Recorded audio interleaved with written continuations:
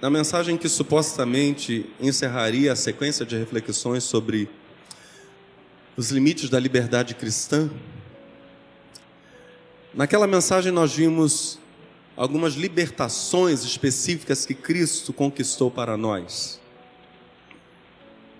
Eu gostaria de voltar às duas libertações que foram vistas naquela última, pseudo-última mensagem sobre liberdade cristã.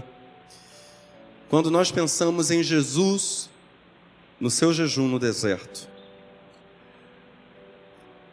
Em seu jejum, as tentações estão diretamente ligadas às libertações que Cristo conquistaria para nós. Cada uma daquelas tentações citadas nos evangelhos fala para nós de tentações, de aflições que seriam comuns a todos nós. E que ao vencer lá no deserto, Jesus garantiu para nós o poder de vencê-las também. Vimos que Cristo só poderia ser nosso libertador se Ele mesmo se mantivesse livre de todas aquelas tentações. Se Ele superasse cada uma delas, em cada uma delas, e somente assim, Ele poderia ser nosso libertador, nosso Salvador. Vimos duas das três que a Bíblia menciona, e eu quero voltar um pouquinho a alguns detalhes dessas libertações que Cristo conquistou para nós. Confesso a vocês que em dado momento, na preparação dessa mensagem, minha família já tinha vindo para cá. A mensagem começou a me atravessar e eu cheguei aqui hoje muito balançado com a pregação. A mensagem começou a me atravessar, me dilacerar.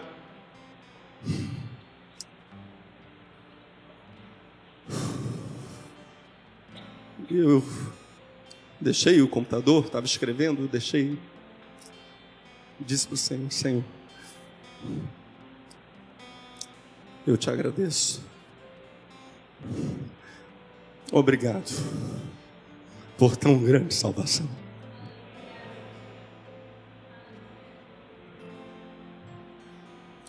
Quando Satanás chega a Jesus e diz: tudo isto te darei se prostrado me adorares, e a Bíblia diz, ele lhe apresenta os reinos do mundo e a glória deles. Nós vimos que a força, os reinos são uma significação de força, a pompa, a glória, a força e a pompa, o poder e a produção, a voz política e o brilho do ouro, tudo isso é ofertado por Satanás a Jesus. Satanás diz: tudo isso será seu. Jesus estaria por cima em todos os sentidos, mas vimos que isso não cabia no Espírito de Jesus Cristo. Jesus Cristo veio apenas como servo e como menor no reino de Deus e no reino dos homens. Jesus é a única personagem do reino dos céus que se fez servo dos homens. O único que desceu à terra em forma humana para morrer uma das mortes mais humilhantes que o mundo já viu. Ninguém na história dos céus, nem antes nem depois de Cristo, passou por essa experiência. Além de se tornar, como vimos, o menor no reino dos céus, Jesus se fez, diz a Bíblia, o menor no reino dos homens. Ele deixa a glória celestial, vem à terra para aqui na terra ainda ser o menor. Isaías profetiza a esse respeito dizendo: era desprezado, em Isaías 53:3, e o mais rejeitado entre os homens, homem de dores e experimentado nos trabalhos, e como um de quem os homens escondiam o rosto, era desprezado e não fizemos dele caso algum. Jesus apenas afirma para Satanás: eu sou servo e o Senhor é Deus, meu Pai. Jesus não quer ter, usando a linguagem sociológica de hoje, Jesus não quer ter nem voz, nem vez no mundo. Essa não é a pretensão de Jesus. Jesus não quer receber os reinos do mundo e a glória deles e depois de receber essas coisas, pô-las a serviço de Deus. Essa não é a intenção de Jesus. Jesus não aceita se curvar um segundo sequer para, quem sabe, com muita esperteza, receber toda a pompa, todo o poder do mundo e depois consagrar tudo isso a Deus. Jesus não se presta a isso. Se ele fizesse isso, aceitando a oferta de Satanás, vimos, ele se tornaria escravo para sempre e jamais poderia libertar qualquer ser humano da ilusão do poder e das riquezas. Jesus é livre, e porque é livre, é libertador. Jesus, ao vencer Satanás, torna-se capaz de nos libertar da sede de poder político e do apego aos bens. Ele nos liberta disso. Em segundo lugar, nós vimos que Jesus Cristo nos liberta da falsa religião. Enquanto Israel não soubesse da divindade de Cristo, divindade que ele foi passo a passo revelando, ele não impôs sua divindade, ele foi revelando passo a passo. O culto a Cristo, presta muita atenção, porque esse foi um conceito chave que vimos naquela mensagem e da mais alta importância. O culto precipitado seria culto a um homem poderoso, não ao Deus Jesus Cristo. E dessa forma Jesus Cristo seria transformado em ídolo. Jesus mantém em sigilo sua identidade maior. Jesus não revela nem em palavras, nem em ações, a sua divindade. Diante do sinédrio, ali no momento que antecede a crucificação, como vimos, e é acusado pelos líderes religiosos de blasfêmia. Ele diz, para confundir, vereis o Filho do Homem. Mas a pergunta foi, tu és o Filho de Deus? E ele responde, vereis o Filho do Homem vindo sobre as nuvens do céu. E aí é acusado de blasfêmia, ainda que ele tenha dito ser Filho do Homem. Eles não entenderam que a declaração de Jesus exaltava propositalmente a majestade do Pai, o plano perfeito do Pai, e ocultava a plena divindade de Cristo.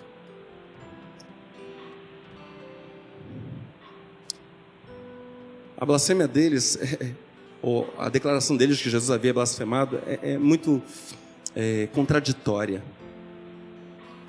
Porque se eles não poderiam cultuá-lo como Deus, e se ele, Deus, não afirmou ser categoricamente, ainda assim eles dizem, ele de algum modo está dizendo que é Deus.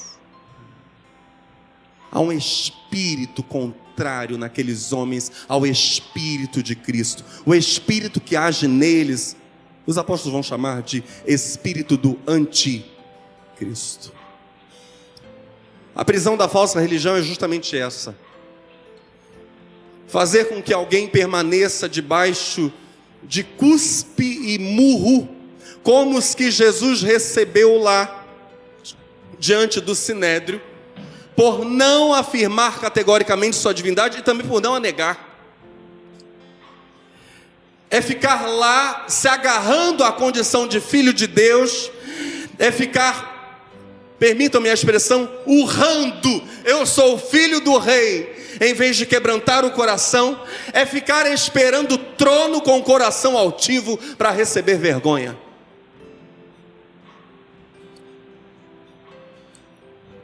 Jesus oculta algo que muitos querem alardear. Jesus aceita não ser entre aspas, Jesus aceita não ser filho de Deus para então aparecer em glória. Quem se exalta dizendo ser filho de Deus, será lançado em vergonha. Mas Cristo, graças a Deus, nos liberta dessa deformação de culto que se centraliza no homem que diz eu sou filho de Deus. Jesus nos liberta disso e nos faz olhar para cima e dizer, Deus é meu Pai. Olha a inversão da afirmação. Eu só sou filho de Deus porque Deus é meu Pai. Eu não sou, Ele é.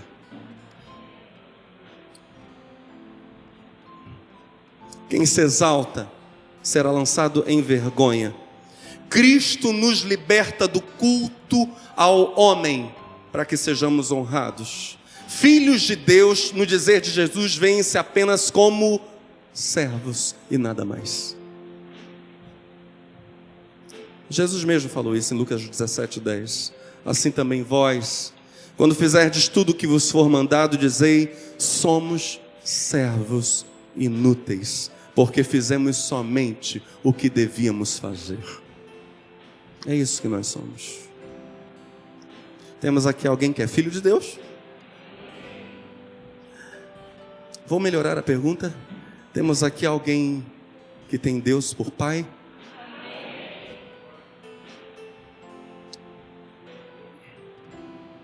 Nós só o amamos. E aqui a gente está definindo a prioridade do nosso pensamento, a ordem do nosso pensamento. Nós só o amamos porque Ele nos amou primeiro.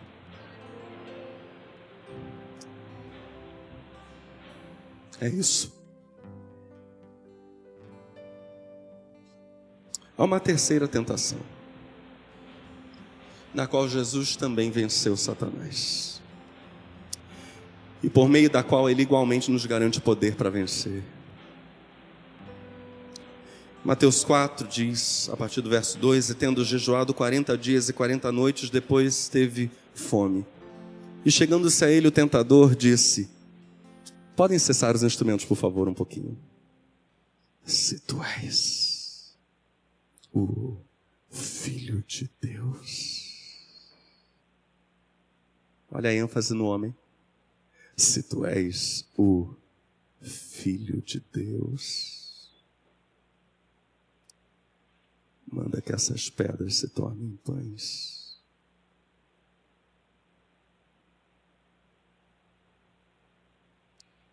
Ele, porém, respondendo, disse: está escrito, nem só de pão viverá o homem, mas de toda a palavra que sai da boca de Deus. A pergunta que a gente precisa fazer agora é: Jesus estava nos garantindo libertação do quê? Ele estava ali para vencer Satanás em várias tentações, a fim de ser nosso libertador. Ele tem nos céus e terra, legitimamente, poder para conceder a qualquer dos seus seguidores, para vencer tudo o que ele venceu. Essa é sua herança. Esse é seu direito. Do que ele estava nos libertando? Os instrumentos vão continuar em silêncio. Daqui a pouco a gente vai voltar. Preste atenção. Jesus não estava desprezando o pão. Na verdade, na sua fala, ele está confirmando que o alimento é dado por Deus para manter vivo o homem. Essa frase, nem só de pão viverá o homem, ser humano, mas de toda a palavra, essa frase manteria o mesmíssimo sentido se fosse traduzida assim: o homem, preste atenção, o homem viverá de pão, mas também de toda a palavra. Está mantido o sentido. O homem viverá de pão, olha para o seu irmão e diz: o homem viverá de pão, mas também de toda a palavra. Ou seja, o pão, presta muita atenção nisso, porque a fala de Jesus é muito profunda. Jesus está pondo lado a lado pão e palavra. O pão está sendo posto ao lado das demais palavras de Deus. E sobre os dois elementos, palavra e pão, diz Jesus, está sendo dito, no dizer de Jesus, essas coisas dão vida ao ser humano. Palavra e pão dão vida. Estamos juntos? Nem só de um, mas também do outro. De um e também do outro. De ambas as coisas, ou a partir de ambas as coisas, o homem vive. Para a gente avançar na compreensão, a gente precisa lembrar como foi garantida para a raça humana essa coisa chamada alimento. Como foi provido para os seres humanos pão. No mesmo texto bíblico é dito que se garante pão aos homens, ou alimento aos homens e aos animais. Agora os instrumentos podem voltar. Gênesis capítulo 1 diz, verso 29, disse Deus: eis que vos tenho dado toda a erva que dá semente, e que está sobre a face de toda a terra, e toda árvore em que há fruto de árvore que dá semente, servirão para mantimento. E a todo animal da terra, e a toda ave dos céus, e a todo réptil da terra em que há alma vivente, toda a erva verde lhe será para mantimento. Agora diga assim comigo: e assim foi. Diga comigo: disse Deus, e assim foi. Deus dá, preste atenção, aos seres humanos e aos animais o alimento por meio de uma única coisa. Disse Deus, e assim foi. Deus dá alimento para homens e animais por meio da sua palavra. É o que a Bíblia está dizendo. Mas Deus não apenas concedeu o alimento por meio da sua palavra, Ele também proibiu certo alimento por meio da sua palavra. Gênesis capítulo 2, verso 16, ordenou o Senhor Deus ao homem dizendo: de toda árvore do jardim comerás livremente, mas da árvore da ciência do bem e do mal, dela não comerás, porque no dia em que dela comeres, certamente morrerás. Desde o Gênesis, a grande lição é esta aqui: é no fundo a palavra de Deus que dá vida, e é também a palavra de Deus que livra da morte. A palavra dá o pão, mas a palavra também manda jejuar. É sempre ela, a palavra, em última análise, que dá a vida. Estamos juntos? A palavra dá o pão, e a palavra determina como será o uso desse pão. Toda a vida reside na palavra.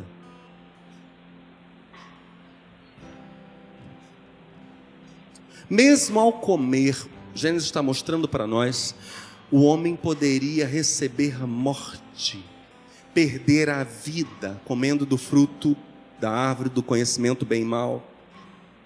Caso esse ato de comer não correspondesse àquilo que tinha sido expresso pela olha isso, pela palavra de Deus. Então nós vamos dividir em tópicos a fala de Jesus. Lá na tentação, Jesus tem em mente todas essas verdades que a gente acabou de examinar no Gênesis. Dividindo em tópicos a fala de Jesus, quando Satanás disse: manda, se tu és o Filho de Deus, manda que essas pedras se transformem em pães. Em tópicos, Jesus está dizendo para nós o seguinte, ou para Satanás: não é apenas o pão que faz viver. Verdade número 1. Na verdade, o que sempre fez o homem viver, no fundo, foi a palavra. A palavra que concede o pão, ou a mesma palavra que momentaneamente nos priva dele.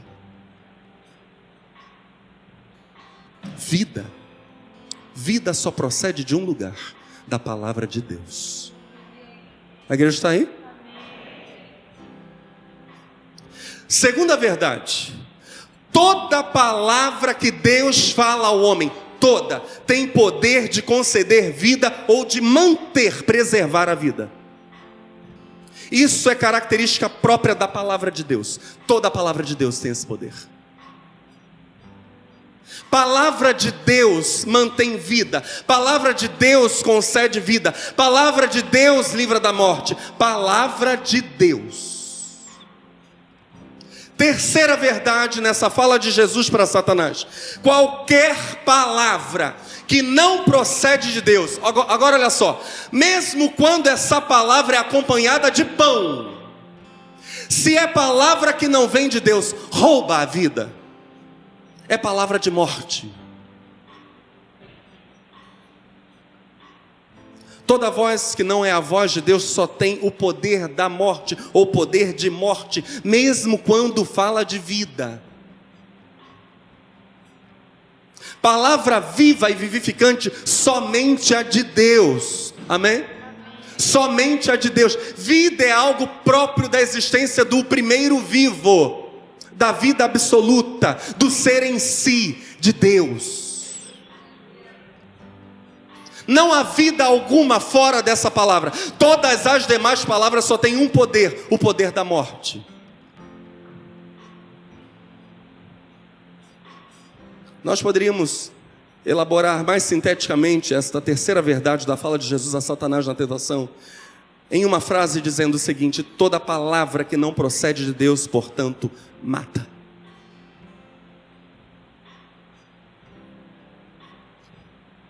Do que então Jesus está nos libertando?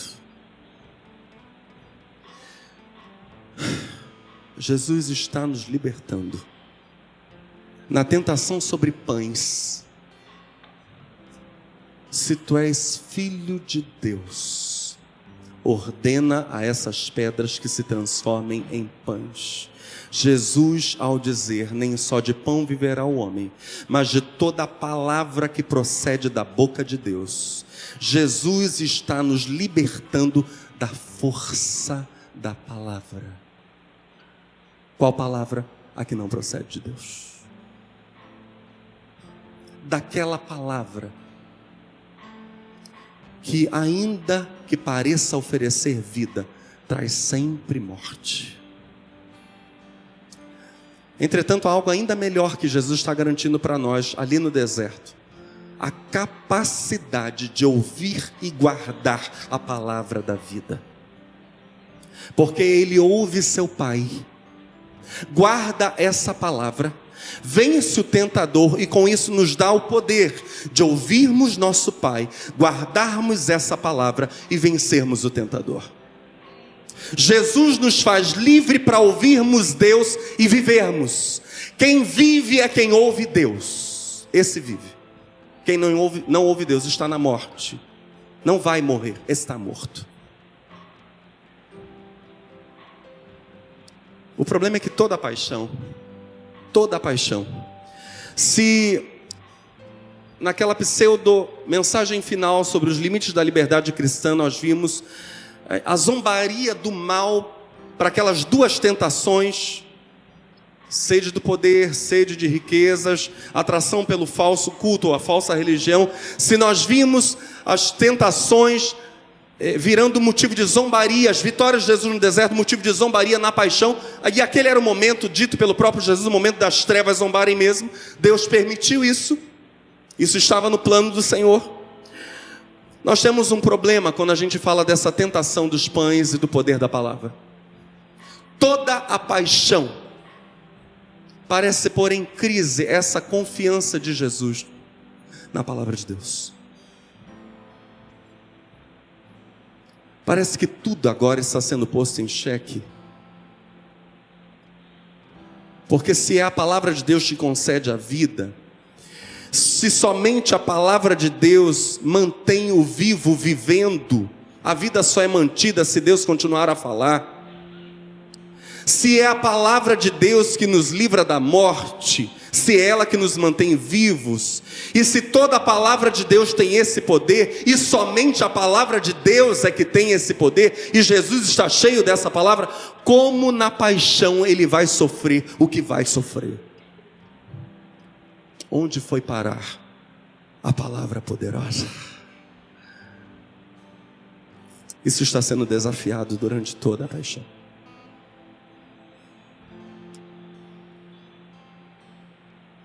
Quanto à tentação, tudo isso te darei se prostrado me adorares. Nós vimos o mal zombando de Jesus numa espécie de declaração na crucificação, algo como: nada será seu, nada será seu, porque você não se prostrou para me adorar. Então a prisão do poder e do brilho do ouro, rejeitada por Jesus, faz com que ele receba uma capa de escarlate e uma coroa de espinhos. Quem permanece preso à sede de poder e riquezas, vimos, fica sofrendo debaixo dos instrumentos de tortura dos quais Cristo nos libertou. Cristo já vestiu a capa de escarlate, Cristo já fez uso da coroa de espinhos. Por que alguém permaneceria cativo dessas coisas, sofrendo a zombaria do mal, se Cristo já nos libertou? Quanto à tentação, lança-te daqui abaixo. Quando Satanás leva Jesus para o pináculo do templo, o mal zomba de Jesus, usando a liderança religiosa de Israel. Eles cospem, eles esmurram Jesus pela suposta blasfêmia. A falsa religião prende o homem nessa coisa, nessa afronta que Cristo sofreu, essa vergonha, essa humilhação por ser filho de Deus. Só que aqui o por ser filho de Deus tem que estar entre aspas. A falsa religião prende o homem nisso, ele fica se gabando de ser filho, não se quebranta, não desce, não vai ser filho de fato, de quem Deus é Pai e Senhor. E aí para ele resta vergonha e humilhação. A igreja está entendendo? A gente está revisando alguns pontos. Nós somos chamados a sermos servos de todos, para então sermos glorificados. Mas quanto à tentação, se tu és o Filho de Deus, manda que essas pedras se transformem em pães. A lógica do mal é esta aqui, os instrumentos param de novo. 3 coisas Satanás está dizendo também. Dá uma ordem. Dá uma ordem. Uma ordem. Ainda que Deus nada tenha dito. Manda que essas pedras se transformem em pães.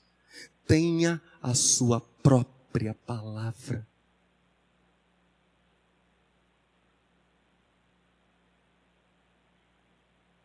Segunda fala de Satanás. Além de dizer para Jesus, com essa afirmação, se tu és o Filho de Deus, manda essas pedras em pães, que Jesus precisava se desconectar da palavra, precisava ter palavra própria. Satanás também está dizendo o seguinte: desliga o teu ouvido da voz de Deus e ouve a minha. Por causa desta terceira coisa, o que eu te ofereço é vida. Para de ouvir Deus e ouve. Eu te ofereço vida. Come.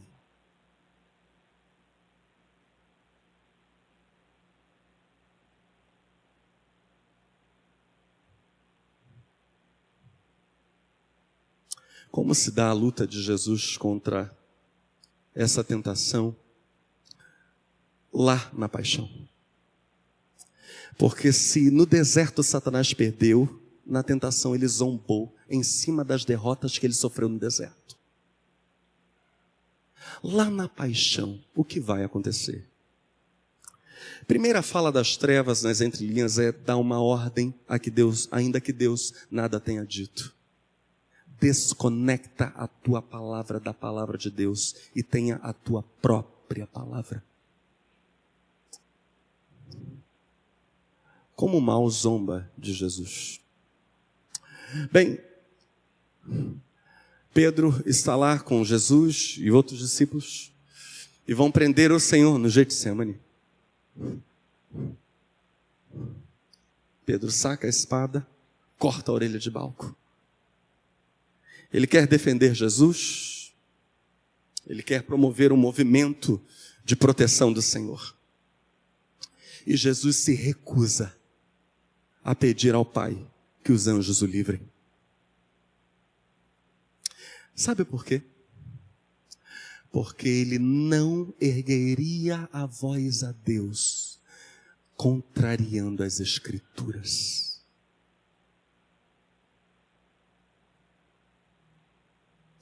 A oração dele não poderia conter palavras contrárias àquela uma palavra que Deus tinha dito sobre ele, Jesus.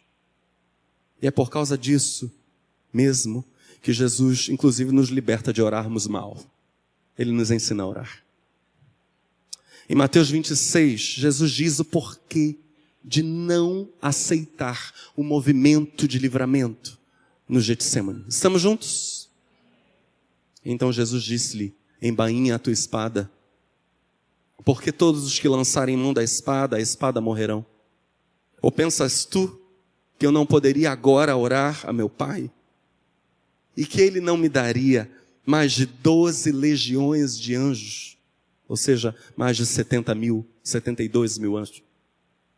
Como, pois, se cumpririam as Escrituras que dizem que assim convém que aconteça? Diga comigo, as Escrituras que dizem. Havia uma palavra de Deus.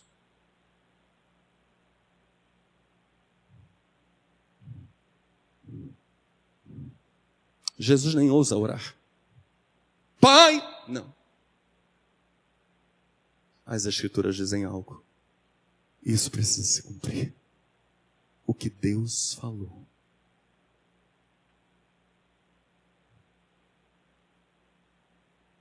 Só há uma palavra na paixão enchendo o tempo todo o coração de Jesus. A palavra de Deus. E Ele quer que toda a palavra de Deus se cumpra. Depois de Ele ter orado: Pai, se possível, passa de mim este cálice, contudo seja feita a tua vontade. E ali fica claro que o Pai não o livraria das coisas que viriam, mas estaria com ele. Jesus assume completamente toda a palavra, toda a vontade do Pai e diz: Pai, se esta é a tua vontade, que tudo se cumpra. Que tudo se cumpra. Jesus vai até as últimas consequências do cumprimento dessa única palavra, a palavra de Deus. Leia o João 19, que diz: depois, sabendo Jesus que já todas as coisas estavam terminadas, e aqui nós estamos testemunhando do Cristo na cruz, para que a Escritura se cumprisse, diga comigo, para que a Escritura se cumprisse. Olha só, para que a Escritura se cumprisse, disse: tenho sede. Estava, pois, ali um vaso cheio de vinagre, e encheram de vinagre uma esponja, e pondo-a num ensope, lhe chegaram à boca. E quando Jesus tomou o vinagre... Você conhece alguém que com muita sede tem vontade de beber vinagre? Já ouviu de alguém que extremamente sedento por estar pendurado numa cruz, tendo perdido muito sangue, o sol causticante de Palestina, sol de meio-dia, moscas e mais moscas cobrindo o corpo. A Palestina era infestada de moscas. Você consegue imaginar alguém com muita sede dizendo: por favor, dê-me vinagre para beber? Isso era parte da pena dos condenados. Este vinagre não estava misturado com mirra. Houve outro misturado com mirra que Jesus não aceitou beber. Esse ele aceitou beber. Por que ele fez isso? A Bíblia diz: e quando Jesus tomou o vinagre, disse: está consumado. Inclinando a cabeça, entregou o Espírito. Jesus diz que está com sede, pede algo para beber, sabendo o que lhe seria dado. Porque assim profetizou Davi, nosso pai, no Salmo 69, verso 21. Deram-me fel por bebida, e na minha sede me deram a beber vinagre. Que se cumpra. Que se cumpra. Tenho sede. Você está entendendo? Alguém apaixonado pela palavra de vida. Eu não estou falando de morte aqui.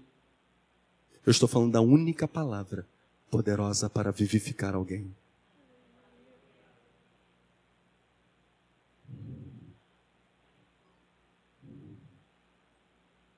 A famosa expressão de Jesus, pouco antes de render o Espírito, é uma citação direta do Salmo 22, verso 1, várias vezes cantado por judeus aflitos. Preste muita atenção nisso. Judeus em momentos de angústia, em momentos de grande tribulação, cantaram essas palavras diversas vezes. Palavras que são registradas no Salmo 22, verso 1, que diz: Eloi, Eloi, lama sabachthani. Era um cântico judeu. Salmo 22, verso 1. Deus meu, por que me desamparaste? Por que te alongas do meu auxílio e das palavras do meu bramido? Jesus não menciona essas palavras para se afastar de Deus. Jesus menciona essas palavras do Salmo 22 para apenas se aproximar de todo ser humano que em grande aflição se sente sozinho. É só isso. Temos aqui alguém que já se sentiu só? Eu sou o primeiro. Essas palavras são palavras de Deus dadas ao salmista. É Deus quem inspirou o salmista a registrar essas palavras. Israel as cantou e Jesus chega diante do Pai na cruz e diz: Deus meu, por que me desamparaste? Como todos os homens aflitos, que se sentem sozinhos, eis-me aqui, só.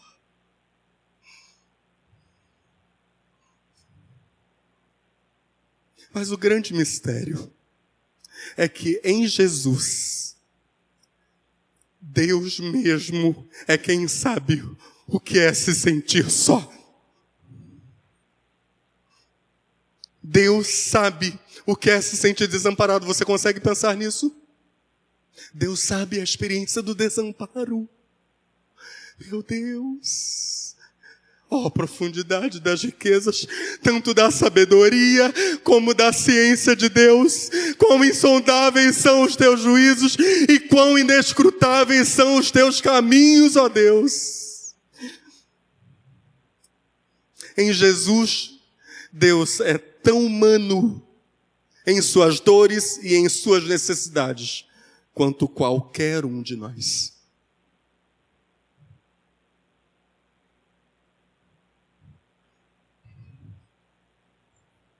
Um de nós. Ele se fez um de nós. Deus se fez um de nós.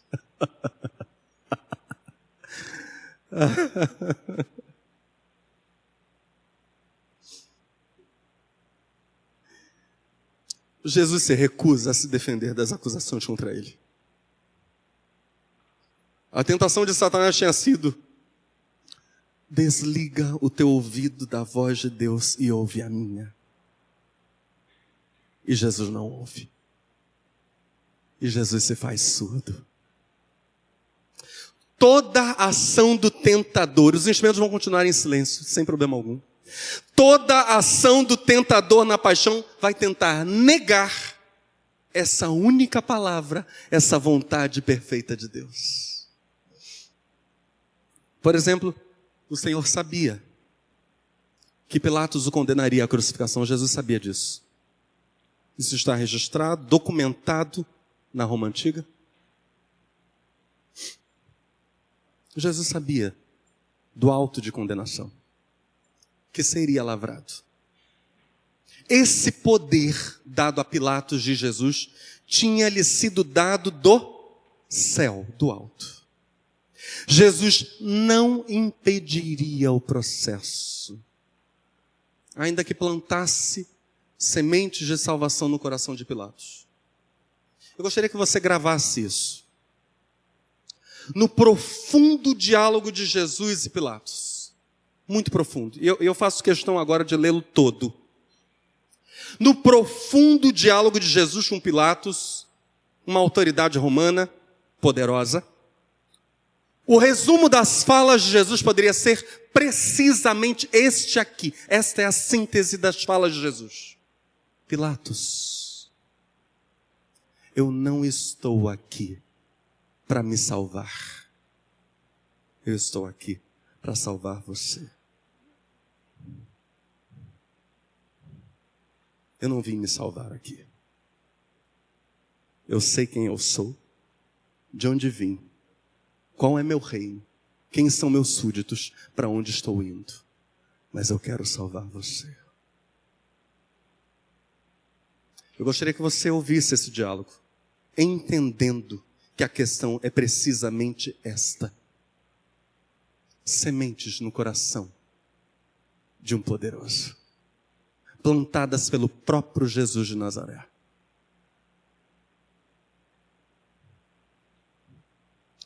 Então Pilatos saiu fora e disse-lhes: que acusação trazeis contra este homem? Responderam e disseram-lhe: se este não fosse malfeitor, não te o entregaríamos. Disse-lhes, pois, Pilatos: levai-o vós e julgai-o segundo a vossa lei.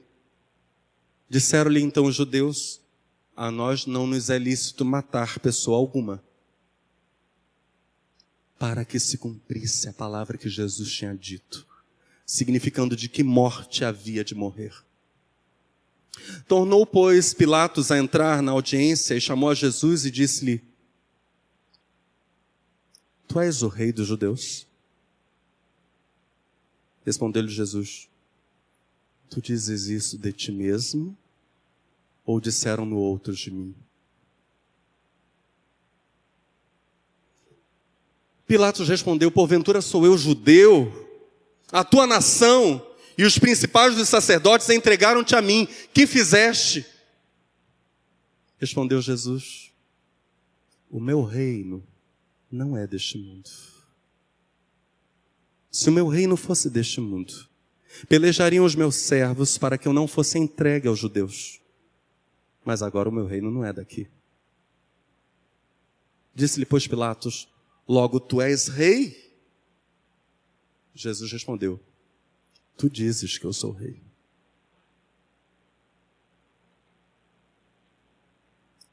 Desde a pergunta inicial, na verdade, Jesus sonda o coração de Pilatos e vê que a crise na mente de Pilatos é gigantesca. Você está dizendo isso. Eu estou vendo, Pilatos. Eu para isso nasci e para isso vim ao mundo, a fim de dar testemunho da verdade. Todo aquele que é da verdade ouve a minha voz. Você está entendendo? Jesus está pregando para Pilatos. Todo aquele que é da verdade ouve a minha voz. Ou seja, se você for da verdade, você ouvirá o que eu acabei de dizer. Eu tenho um reino e o meu reino não é daqui. Sim, sou rei. Você é da verdade.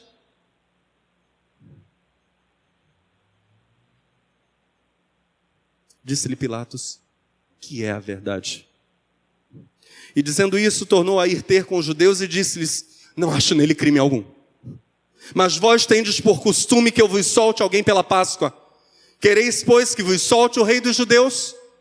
Então todos tornaram a clamar, dizendo: este não, mas Barrabás. E Barrabás era um salteador. Pilatos, pois, tomou então a Jesus e o açoitou. E os soldados, tecendo uma coroa de espinhos, lhe a puseram sobre a cabeça e lhe vestiram roupa de púrpura. E diziam: salve, rei dos judeus! E davam-lhe bofetadas. Então Pilatos saiu outra vez fora e disse-lhes: eis aqui, vou-lo trago fora, para que saibais que não acho nele crime algum. Saiu, pois, Jesus fora, levando a coroa de espinhos e roupa de púrpura. E disse-lhes Pilatos: ete homo, eis aqui o homem. Vendo, pois, os principais dos sacerdotes e os servos clamaram, dizendo: crucifica-o! Crucifica-o! Disse-lhes Pilatos: tomai-o vós e crucificai-o. porque eu nenhum crime acho nele. Responderam-lhe os judeus: nós temos uma lei, e segundo a nossa lei deve morrer, porque se fez filho de Deus. E Pilatos, quando ouviu essa palavra, mais atemorizado ficou, e entrou outra vez na audiência e disse a Jesus: de onde és tu?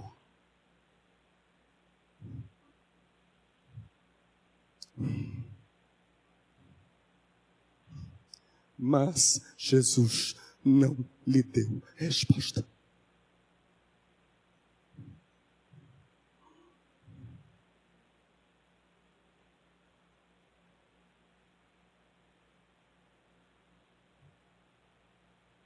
Não pergunte 1000 vezes para Deus aquilo que Ele já falou para você.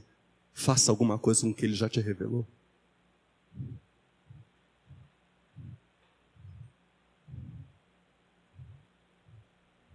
Faça algo com o que Deus já te falou. Não brinque com essas coisas. Disse-lhe, pois, Pilatos: não me falas a mim? Não sabes tu que tenho poder para te crucificar e tenho poder para te soltar? Respondeu Jesus: nenhum poder terias contra mim, se de cima não te fosse dado.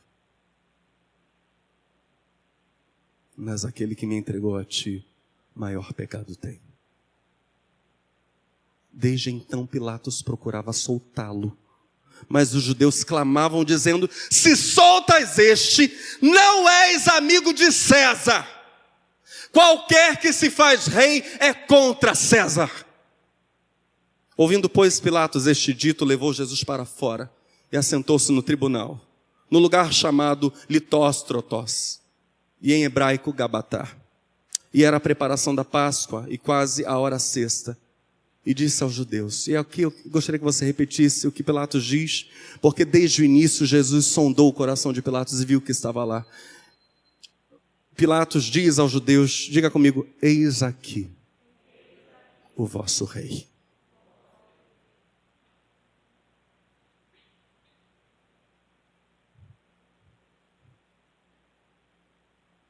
Eis aqui.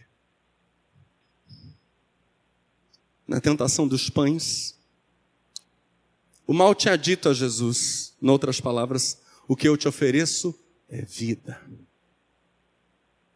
Para Jesus e para seus seguidores, assim como toda palavra que não é falada por Deus oferece morte, de igual modo, preste muita atenção, quando a palavra de Deus, mesmo quando a palavra de Deus fala de morte, Deus oferece vida. Se Deus disser, tome a sua cruz, Ele está dizendo, vive de fato.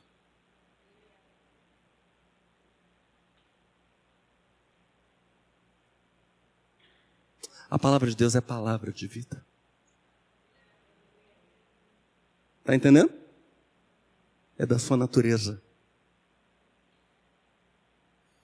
E foi precipitado o grande dragão, leia o Apocalipse 12, de 9 a 11, a antiga serpente, chamado Diabo e Satanás, que engana todo mundo. Ele foi precipitado na terra e os seus anjos foram lançados com ele. E ouvi uma grande voz no céu que dizia: agora é chegada a salvação e a força e o reino do nosso Deus e o poder do seu Cristo, porque já o acusador de nossos irmãos é derrubado, o qual diante do nosso Deus os acusava de dia e de noite. E eles o venceram pelo sangue do Cordeiro e pela palavra do seu testemunho, e não amaram as suas vidas até a morte. Venceram.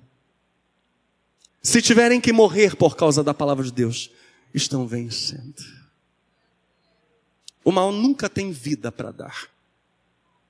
Somente a palavra de Deus, que na sua encarnação é a própria pessoa de Cristo, somente a palavra de Deus tem poder vivificante. Na verdade, diz Jesus em João 5, na verdade vos digo que quem ouve a minha palavra e crê naquele que me enviou, tem a vida eterna. Não entrará em condenação, mas passou da morte para a vida. Em João 6 ele diz: o Espírito é o que vivifica, A carne para nada aproveita. As palavras que eu vos disse são espírito e vida. Paulo escreve aos Filipenses no capítulo 2, versos 14 a 16. Eu peço que você fique de pé. Por favor.